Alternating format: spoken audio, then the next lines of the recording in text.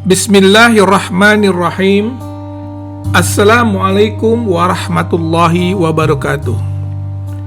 Sahabat sekalian, insya Allah bermula pada hari ini kita berniat untuk menghafal satu surah yang disebut oleh Nabi Sallallahu Alaihi Wasallam, man hafidha asyara ayatin min awwali suratil kahfi usima minad dajjali.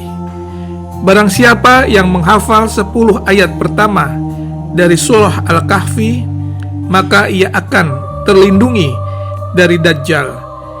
Hadis riwayat Muslim nomor 809. Oleh karena itu, mari kita hafalkan. A'udzu billahi minasy syaithanir rajim. Bismillahirrahmanirrahim.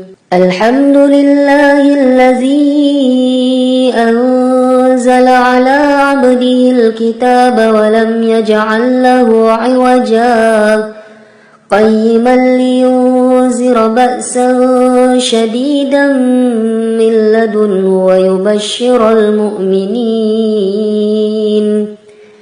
الذين يعملون الصالحات أن لهم أجرا حسنا ماكثين فيه أبدا وينذر الذين قالوا اتخذ الله ولدا ما لهم به من علم ولا لآبائهم كبرت كلمة تخرج من أفواههم إن يقولون إلا كذبا فلعلك باخئ نفسك على آثارهم إن لم يؤمنوا بهذا الحديث أسفا إنا جعلنا ما على الأرض زينة لها لنبلوهم أيهم أحسن عملا وإنا لجاعلون ما عليها صعيدا جرزا أم حسبت أن أصحاب الكهف والرقيم كانوا من آياتنا عجبا إذ أوى الفتية إلى الكهف فقالوا ربنا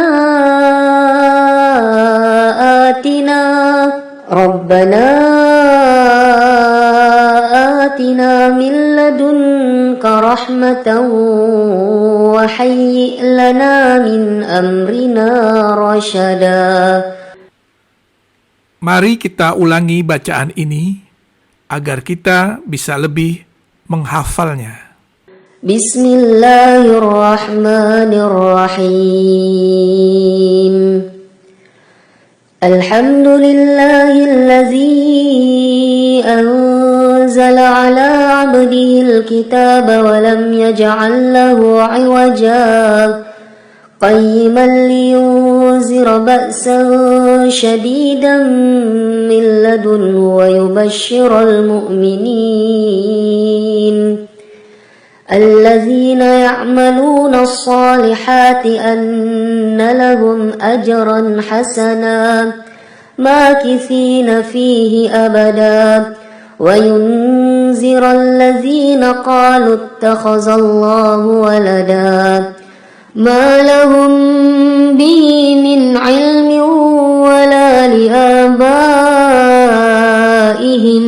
كبرت كلمة تخرج من أفواههم إن يقولون إلا كذبا فلعلك باخئ نفسك على آثارهم إن لم يؤمنوا بهذا الحديث أسفا إنا جعلنا ما على الأرض زينة لها لنبلوهم أيهم أحسن عملا وإنا لجاعلون ما عليها صعيدا جرزا أم حسبت أن أصحاب الكهف والرقيم كانوا من آياتنا عجبا إذ أوى الفتية إلى الكهف فقالوا ربنا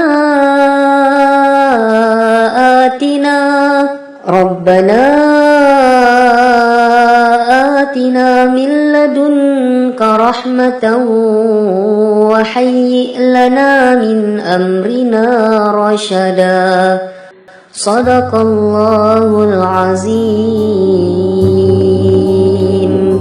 Insyaallah sama-sama kita hafal dan kita bagikan kepada sahabat, kerabat, dan ahli keluarga kita yang kita sayang.